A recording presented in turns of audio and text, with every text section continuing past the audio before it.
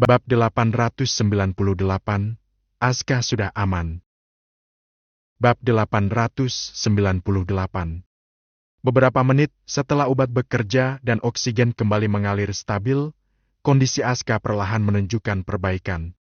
Garis pada monitor tidak lagi melonjak liar. Detak jantungnya kembali teratur, meski masih lemah. Angka saturasi naik perlahan, berhenti di batas aman. Napasnya tidak lagi tersengal panjang dan berat, tetapi stabil. Dokter Rendra menurunkan tangan yang sejak tadi menekan ambu bag. Ia menghela napas panjang, lalu melirik layar monitor sekali lagi untuk memastikan. Untuk sementara aman. Kita hampir terlambat, tapi responsnya bagus. Seorang perawat segera mencatat perubahan kondisi itu. Yang lain merapikan kembali selang oksigen dan memastikan posisinya benar-benar aman. Ruangan yang tadi dipenuhi suara alarm kini hanya menyisakan bunyi mesin yang ritmis tenang, namun tetap menegangkan. Dinara yang berdiri di sudut ruangan akhirnya terduduk perlahan di kursi terdekat. Lututnya gemetar hebat. Tangannya menutup mulut, menahan isak yang sejak tadi menekan dadanya. Ia menatap Aska tanpa berkedip, seolah takut satu tarikan napas saja bisa mengubah segalanya. Boy berdiri di sisi ranjang, wajahnya tegang. Tatapannya tidak lepas dari Aska, tapi rahangnya mengeras, ada kemarahan yang jelas tertahan. "Ini ICU," katanya pelan, namun nadanya dingin dan tajam. "Bagaimana bisa kecolongan seperti ini?" Seorang suster yang sejak tadi berdiri dengan wajah pucat menunduk dalam-dalam. Tangannya saling menggenggam, jemarinya bergetar. "Maaf, Dok. Saya tidak sengaja ketiduran. Tadi malam pasien relatif stabil. Dokter jaga sempat dipanggil ke ruangan lain karena kondisi darurat." Boy menatapnya tanpa berkedip. Bukan tatapan marah, tapi tatapan orang yang sedang mengunci sesuatu di dalam kepalanya. "Berapa lama ruangan ini tanpa pengawasan?" "Hanya beberapa menit," jawab suster itu nyaris berbisik. "Tapi beberapa menit cukup untuk membuat kekacauan seperti ini, bahkan sampai mengancam nyawa." Bow menarik napas dalam. "Kita harus periksa rekaman CCTV. Saya mau lihat sekarang." Malam itu juga rekaman diputar di layar monitor di ruang pengawas. Gambar memperlihatkan lorong ICU yang lengang sebelum kejadian itu. Beberapa perawat berlalu lalang, lalu situasi kembali sepi. Beberapa menit kemudian, sosok perempuan muncul dari ujung lorong. Ia berjalan tenang. Tidak ragu dan tidak terburu-buru. Menggunakan hoodie gelap dan masker medis. Wajahnya tidak terlihat jelas, tapi cara jalannya tegak, bukan orang asing yang tersesat. Perempuan itu berhenti di depan kamar Aska, menoleh sekilas ke kiri dan kanan, lalu masuk begitu saja. Boy menyipitkan mata. "Coba zoom." Gambar diperbesar. Tetap buram, tetap tak menunjukkan wajah. Namun Boy menghela napas pelan. "Itu Ivana." Tidak ada keraguan dalam suaranya. Salah satu petugas keamanan yang berjaga dipanggil tak lama kemudian. Lelaki itu masuk dengan wajah tampak gugup saat berdiri di hadapan Boy. "Bapak yang jaga malam?" tanyanya. "Benar, Dok." Lelaki itu mengangguk sopan. Boy langsung menunjuk ke layar monitor yang merekam detik-detik seorang wanita misterius masuk dengan santai. "Perempuan ini, bagaimana dia bisa masuk?" Petugas itu memperhatikan layar. Kedua alisnya berkerut, seperti sedang mengingat-ingat setiap kejadian saat bertugas. "Saya tidak pernah mengizinkan siapapun masuk tanpa kartu jaga, Dok. Kecuali pasien bersalin kemarin, yang katanya kerabat Anda." Lelaki itu menunjuk Dinara yang berada di ruangan yang sama. "Kebetulan saya mengingat beliau.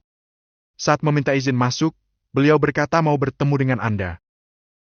Boy mengangguk. "Tidak masalah, Pak. Tapi, yang pakai hoodie ini?" Dia menunjukkan kartu jaga, "Dok. Kartu akses resmi." Rahang Boy mengeras. Potongan-potongan itu akhirnya menyatu. Ia sudah tidak perlu bertanya lagi dari mana Ivana mendapatkan kartu akses yang memungkinkannya masuk. Sudah jelas Ivana. Dia punya akses. Ia menoleh ke arah Dinara yang masih duduk dengan raut wajah lemas. Kamu nggak salah, tenang. Dinara mengangkat wajahnya perlahan. Matanya merah, napasnya masih belum sepenuhnya teratur. Boy menoleh kembali ke petugas keamanan dan juga para petugas yang berjaga. Tolong tingkatkan pengamanan, Pak. Tidak ada satupun yang boleh masuk ke ruangan ini tanpa seizin Dr. Rendra. Baik, Dok. Di saat yang sama, ponsel Boy bergetar di sakunya. Ia mengangkat panggilan tanpa menjauh. Suara Zain terdengar cemas dari seberang. Bang, Dinar ada di sana? Boy melirik Dinara sekilas. Iya, dia di sini. Nada lega langsung terdengar. Alhamdulillah. Tadi Maira panik, katanya Dinara tiba-tiba nggak ada di rumah. Tenang. Dia baik-baik saja. Katanya, dia kemari karena Lili rewel, dan dia merasa ada firasat buruk tentang Aska. Dan benar, baru saja terjadi sesuatu. Terjadi sesuatu apa? Boy menceritakan kejadian yang hampir merenggut nyawa Aska tadi, hingga membuat Zain cukup terkejut dan hampir tak percaya. Astagfirullah. Sekarang gimana keadaan Pak Aska? Alhamdulillah, sudah stabil. Untungnya, cepat ketahuan dan Dokter Rendra langsung menangani. Syukurlah. Aku baru mau pulang habis lembur di kantor. Sekalian aku jemput Dinara. Ucap Zain. Hati-hati di jalan. Panggilan berakhir. Boy memasukkan ponselnya kembali ke saku, lalu meminta salinan rekaman CCTV untuk bahan laporan. Aska sudah aman untuk sekarang. Dia masih kritis, tapi sudah melewati fase paling berbahaya. Ucapnya kepada Dinara. Perempuan itu mengangguk pelan. Ada rasa lega luar biasa merayap di hatinya. Makasih, Kak. Maaf kalau aku ikut membuat kacau malam ini. Ucapnya lirih. Kamu nggak salah. Andai kamu nggak datang, entah apa yang akan terjadi. Sekarang kamu nggak perlu khawatir. Fokus sama Lili saja. Kamu kan juga masih pemulihan. Aska sudah ditangani dengan tepat, dan soal Ivana, aku yang akan mengurus dia. Tapi, papanya Lili beneran sudah aman, kan? Insya Allah. Kita akan melakukan yang terbaik untuk dia. Boy melirik jam tangannya. Mungkin sebentar lagi Zain datang jemput kamu. Ayo, sekalian aku antar ke depan. Dinara mengangguk. Ia berjalan tepat di sisi Boy. Ivana sedang duduk santai di halaman belakang rumah. Api kecil menjilat tumpukan sampah kering di dalam drum besi, mengeluarkan bau terbakar yang menyengat. Wajah Ivana tenang, nyaris kosong, seolah tidak ada beban apapun di kepalanya. Sesekali ia mengaduk bara dengan tongkat kayu, memastikan semuanya benar-benar habis terbakar. Ivana. Ia menoleh malas. Maminya berdiri di ambang pintu dengan wajah tegang, pucat, dan jelas gelisah. Ada apa, Mi? Tanya Ivana datar, kembali menatap api. Maminya mendekat beberapa langkah. Suaranya diturunkan, nyaris berbisik. Di depan, ada polisi. Katanya mau bertemu dengan kamu. Tangan Ivana yang memegang tongkat kayu langsung berhenti bergerak. Ia menoleh cepat, menatap maminya dengan raut terkejut. Polisi? Mau apa polisi datang, Mi? Mami juga nggak tahu, Van. Mereka cuma bilang menerima laporan dan sekarang mau bertemu dengan kamu. Jantung Ivana berdegup cepat. Tatapannya gelisah, namun ia berusaha setenang mungkin. Terus, Mami ngomong apa ke mereka? Mami bilang aku nggak ada, kan? Ya, Mami nggak tahu harus bilang apa. Makanya, Mami bilang, kamu ada di belakang. Ivana menarik napas dalam, lalu menghembuskannya perlahan. Ia memaksa wajahnya kembali datar, tapi jemarinya tanpa sadar mengepal. Mami kenapa jawab gitu sih? Ya mana Mami tahu? Memang ada apa, Van? Ivana tak menjawab, tetapi tatapannya berubah tajam. Semua pasti gara-gara perempuan sialan itu. Bab ke-899. Bab 899. Ivana terdiam cukup lama.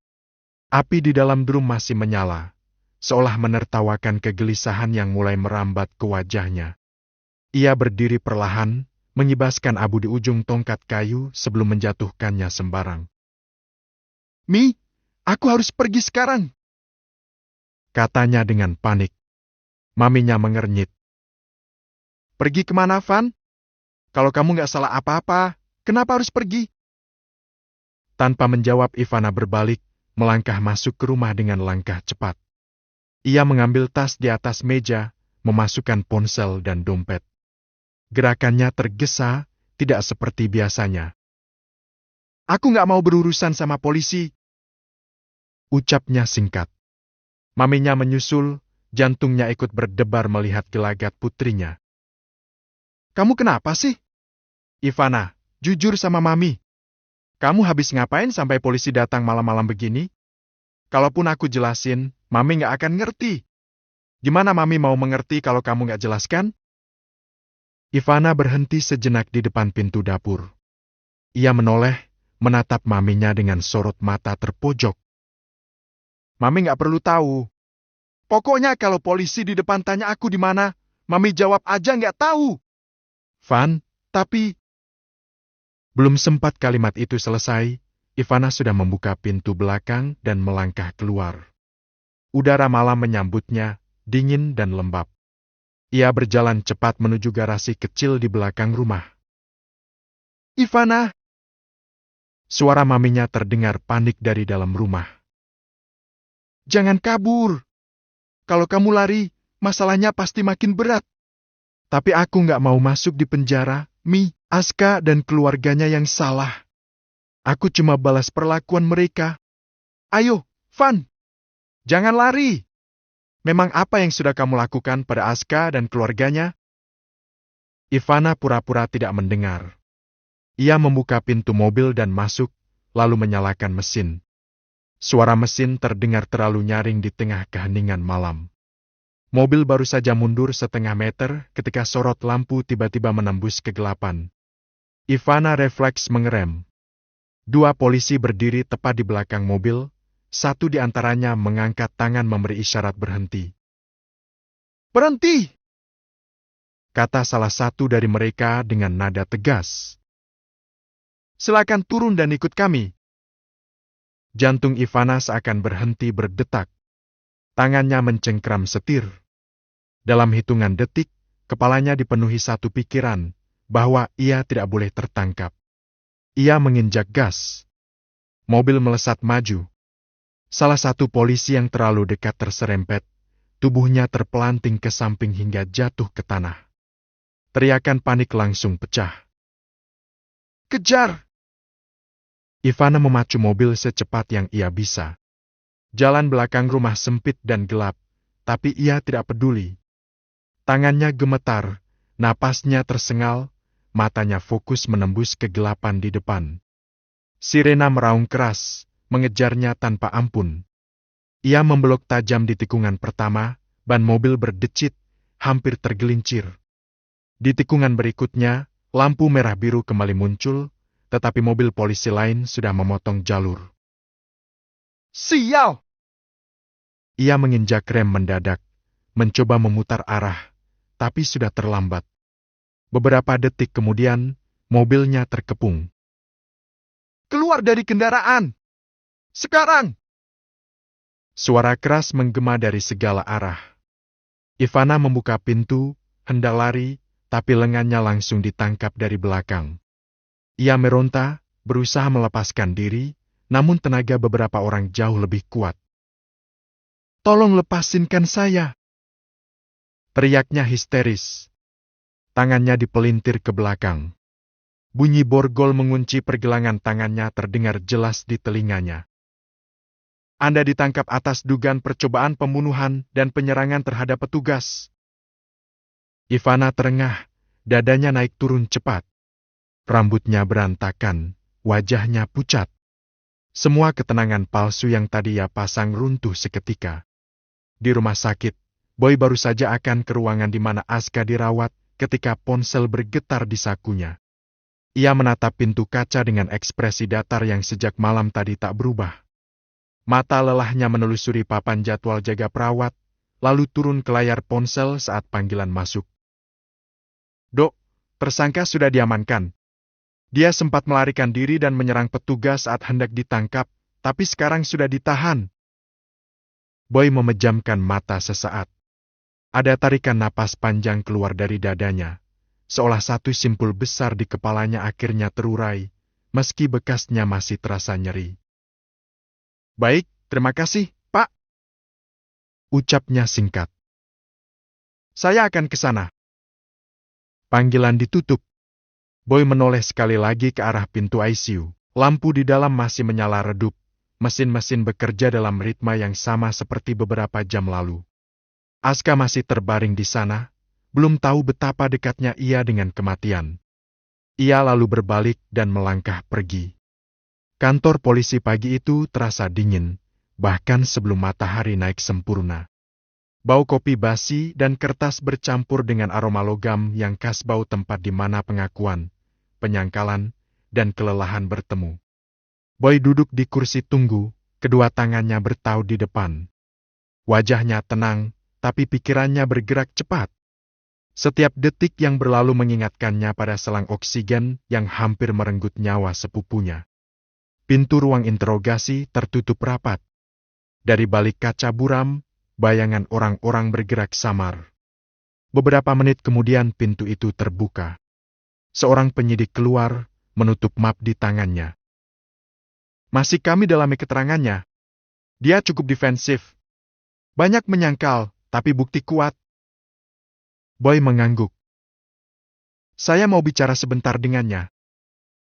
Penyidik menatapnya sejenak, lalu memberi isyarat singkat. Baik, silakan. Boy berdiri. Saat memasuki ruangan, Ivana duduk di seberang meja besi, kedua tangannya diborgol. Rambutnya masih acak-acakan, wajahnya pucat, tapi sorot matanya masih menyimpan sisa-sisa perlawanan. Ia mendongak saat Boy masuk, rahangnya mengeras.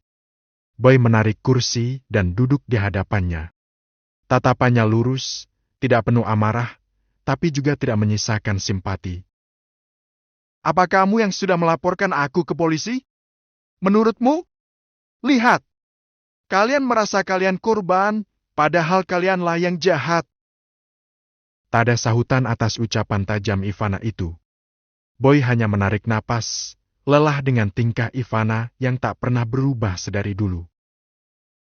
Kalau saja kamu tidak keras kepala, semuanya pasti akan lebih mudah. Ivana tertawa pendek. Mudah untuk siapa? Untuk kalian? Boy tidak terpancing. Ia menyandarkan punggung, tetap menatap perempuan di depannya. Kamu pasti akan lama tinggal di penjara setelah semua yang kamu lakukan. Tentang kecelakaan yang sebenarnya ditujukan untuk Dinara, tapi malah Aska yang jadi korban. Apa kamu pikir aku tidak punya bukti untuk itu? Ivana terdiam. Tatapannya goyah sesaat. Jari-jarinya mengepal di balik borgol, lalu mengendur. Ada sesuatu yang berkelebat di wajahnya, penuh kelelahan yang tak bisa lagi ditutupi. Kamu punya banyak kesempatan berhenti, tapi kamu malah memilih jalan ini. Boy berdiri. Tidak ada lagi yang perlu dikatakan. Semua pilihan ada konsekuensinya. Sekarang, kamu tinggal menghadapi hasil perbuatanmu sendiri. Kalian semua Branks 3K, seluruh keluarga kalian sok suci, termasuk papamu. Boy menatap tajam, rahangnya mengetat. Justru karena kebaikan papakulah sehingga kamu tidak langsung tertangkap sejak awal.